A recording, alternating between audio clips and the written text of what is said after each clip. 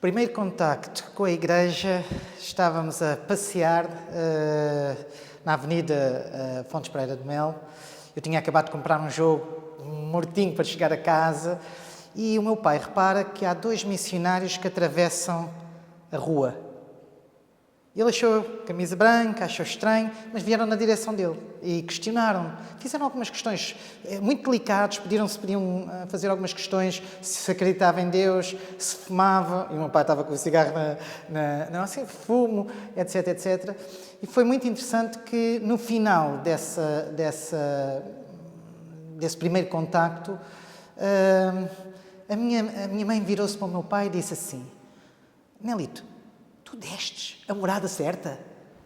Eles nunca nos vão encontrar lá onde nós moramos. E realmente, passado alguns meses, eu não sei o quanto ao certo, não me lembro realmente, bateram à nossa porta. E a minha mãe abriu. Então ela chegou ao pé do meu pai e disse: sabes, aqueles meninos que tu dizias que nunca iriam te encontrar, estão aí à porta. O meu pai foi sempre um homem muito honrado. Eu disse: então aqui entrem. E foi o primeiro contacto com a igreja, praticamente foi esse, eles entraram e posso dizer que foi uma experiência que mudou a nossa família para sempre. Não é? O meu pai foi convidado na segunda palestra para ser batizado, não é? E eu e as minhas irmãs, tivemos um testemunho porque no momento em que eles entraram, e eu que aproveitava todas as ocasiões para ir jogar a bola, fugia por tudo o que era canto, fiquei. Um deles convidou para ficar, mas eu, está bem, mas senti que devia ficar. Quando eles foram embora, o primeiro sentimento que eu tinha era a alegria. E as minhas irmãs era a mesma coisa. E acho que o meu pai sentiu isso também. Mas mais tarde o meu pai revelou-me que quando o missionário convidou para ser batizado, o missionário disse: irmão Ribeiro, você está a sentir uma paz no seu peito. E o meu pai não lhe respondeu: você quer ser batizado? Sim. E nós ficámos: impossível. O meu pai nunca, nem acreditava em Deus. E foi muito interessante. Nós tínhamos uma alegria, nós tínhamos uma paz. Foi uma coisa, para mim, foi o primeiro testemunho que eu tive na igreja. Eu nunca me senti daquela forma. A primeira visão foi algo que eu recordo hoje que foi algo que foi diferenciador na minha vida. Jovem, Deus o Pai e seu Filho Jesus Cristo. Eu sabia, mas não sabia que sabia.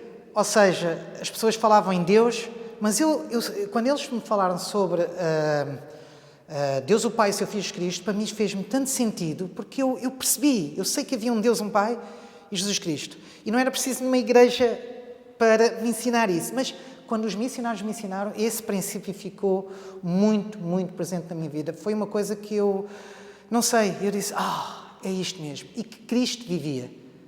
E sentia que Ele vive. E essa foi uma mensagem também que eu, desde os meus 13, 12 anos, eu percebi que, não, isto é verdade, Ele vive. Era uma testemunha da ressurreição hoje, eu sei disso, e esse testemunho foi das coisas que eu mais... Eu sabia que Ele vivia. E alguém realmente entrou em minha casa e realmente partilhou isso comigo. Isso foi das coisas mais fantásticas. Nós começámos a reunir na Lapa. Eu sei que tínhamos ido a um hotel qualquer de uma conferência, por isso é que eu estou a dizer foi fins de 77, porque nós fomos convidados para uma conferência qualquer. Eu não me recordo bem da conferência, mas na Lapa, sim. Eu recordo que havia alguns jovens na minha idade e que eu fugia, não é, para a Capela da Lapa, ali e que nós iríamos, às vezes brincávamos juntos. Mas foi na Lapa que eu tive a minha primeira experiência com um bispo, a primeira experiência com o sacerdócio, distribuir o sacramento, mas não havia muitos jovens. Essa foi a única coisa que eu sinceramente só me lembro de dois jovens, o Kiko, o Franqueira Sousa, que ele estava cá, e mais outro jovem que eu agora não me recordo o nome, mas não havia muita gente, mas o que nós tínhamos era uma grande cumplicidade com os missionários, e as festas de Natal que eu vim, essas coisas todas, era algo magnífico. Os meus pais sentiam também, continuávamos a sentir a alegria. Eu tive a bênção de ter um homem, o Presidente Sousa, que eu era o único jovem. E depois tivemos mais um. Ele cuidava de mim dia e noite. Ele ensinou-me a fazer a oração, a abençoar o comer, já tens de comer. Quando na altura do namoro, os cuidados, aquelas coisas todas, ele ensinava-me tudo e foi a primeira pessoa que fez um esforço para que eu fosse ao templo. O meu pai tinha um carinho por aquele homem porque ele nunca nos deixava de visitar e era um ramo muito pequenino, mas havia realmente uma atenção muito centrada nas pessoas e este homem, que era um homem que não tinha uma grande educação, pelo contrário, era um fotógrafo, mas sentíamos um amor muito grande da parte dele, da presidência do ramo, de pessoas que se visitavam e que se nutriam. Apesar de sermos poucos, sentimos uma fase diferente, que éramos amados, que havia tempo para nós, que havia atenção para nós. Foi uma coisa, por acaso, diferente, mas foi muito importante, porque estes líderes fizeram diferença. E o meu presidente disse, tu vais com eles ao templo. 2 dias de viagem. Eu disse, 2 dias de viagem. Mas eu fiquei muito animado. Eu disse, eu vou contigo. Vou-te ajudar a entender o que é o templo. Eu fiquei espantado. E quando entro, muitos jovens, os Moreira e outros mais, estavam lá preparados para ser em missão. Eu lembro tão bem e aquele espírito foi tão doce e foi tão inspirado em levar-me para o templo, porque foi a primeira experiência que eu tive no templo. Fiz batismos e posso dizer algo, marcou a minha vida. Eu apaixonei-me pelo templo. Eu não sabia eu disse, mas o que é isto, aquela casa? E durante aqueles 2 dias, o Presidente Sousa sentava-se ao pé de mim, agora vou-te explicar isto. Não me lembro nada do que ele explicou, nada. Mas eu sei que ele tinha sempre este cuidado.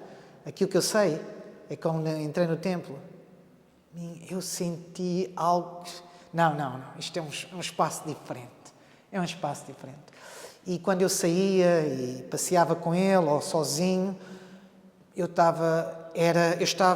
sabia que estava no mundo, mas eu não estava no mundo. Era uma experiência completamente diferente. E para quem jogava muita bola, muitos amigos, então, aquilo foi um refúgio de paz e que me deu espaço para conhecer-me um pouco melhor e também conhecer outras vontades que o Senhor tinha para mim. E desde aí, nunca mais deixei de ir ao templo, praticamente. Quando os missionários foram embora, eu estava na janela com as minhas irmãs e eu disse, eu vou ser um missionário. Eu quero fazer a mesma coisa. E tinha 12 anos, 13 anos, eu quero ser um missionário. Nunca deixei de ter. Acho que foi um compromisso que eu consegui mesmo manter comigo mesmo.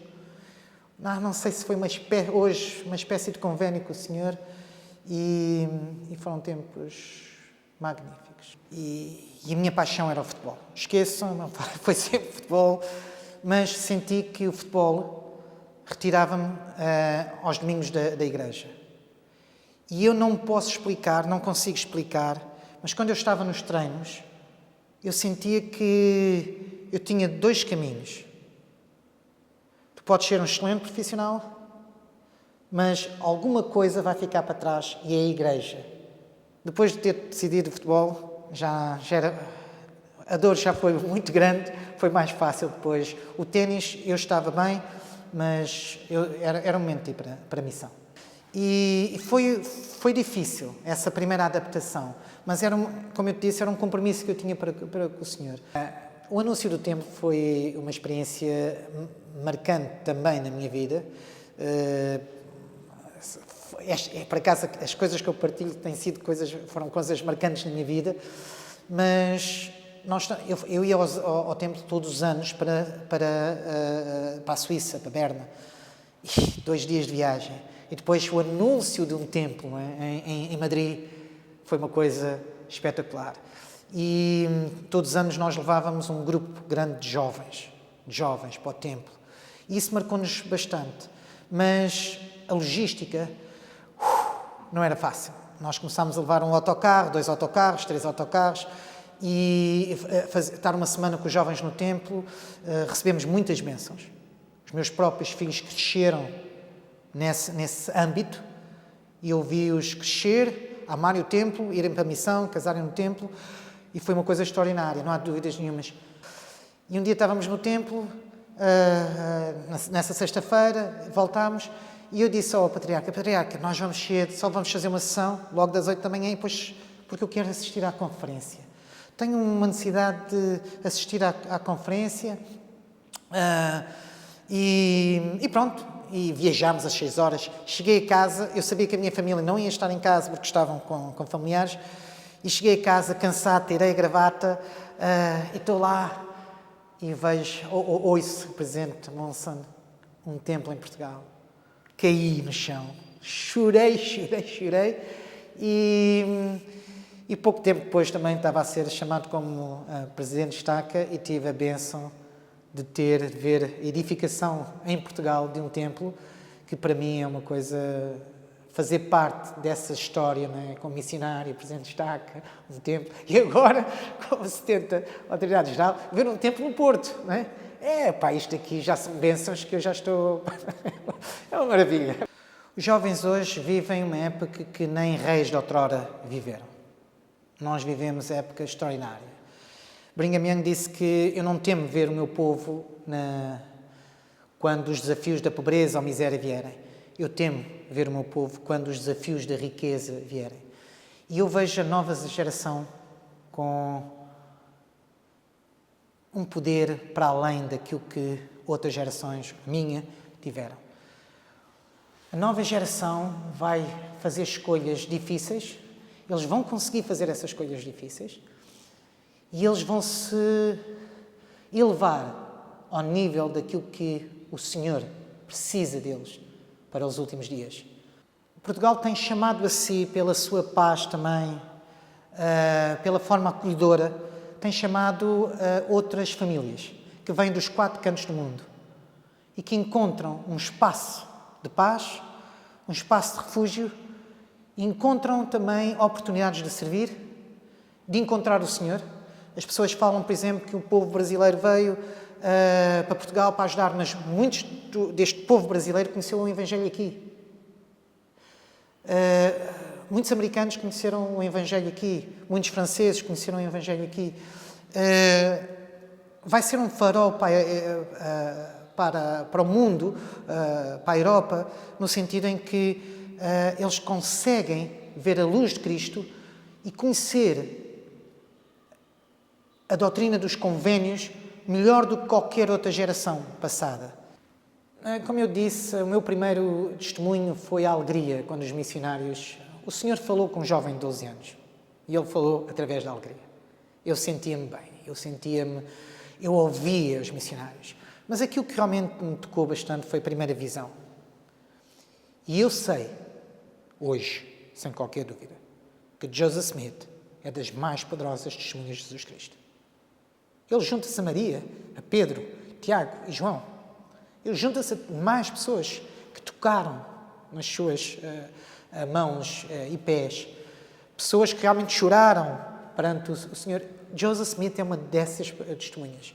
E aquela primeira visão, saber que Cristo realmente vive e que esta é a sua igreja, essa conexão que quando eu tinha 12 anos e essas conexões que eu comecei a fazer, e essa alegria também de perceber que o que é que estava mal, no sentido de só um Deus e outras coisas que eu tinha, tudo isto deu-me luz, não é? E este é um testemunho que eu carrego até hoje, que ele vive, que esta é a sua igreja. Li o livro de Mormon de capa a capa, não consigo nem sequer negar o livro de Mormon. Esta é das coisas mais preciosas que eu tenho. E tenho um testemunho sagrado. Somos guiados por um profeta vivo. Guiados. Uma experiência minha, pessoal, em que eu soube, e o Senhor deu-me isto quando eu era um jovem, que o presidente Spencer W. Kimball era um profeta de Deus. E hoje eu tenho um testemunho tão idêntico ou maior que o presidente Russell M. Nelson é um profeta de Deus. E tenho um testemunho de autoridade do santo sacerdócio. O meu filho hoje foi ordenado um elder. E eu precisava de uma bênção, não de saúde, mas por umas decisões. E eu pedi ao bispo. E o bispo disse-me assim, não, pedes ao teu filho agora. Está aqui. Eu virei para ele, Lucas, então vais ser o primeiro a dar-me uma bênção. Eu preciso. Ele chegou a casa e disse, pai, eu não consigo falar, eu não... Então eu expliquei-lhe o princípio da revelação, disse, agora, vamos lá. O testemunho, a bênção que ele deu-me, um rapaz que não fala muito, foi tão poderosa em 6 ou 7 frases em que ele respondeu.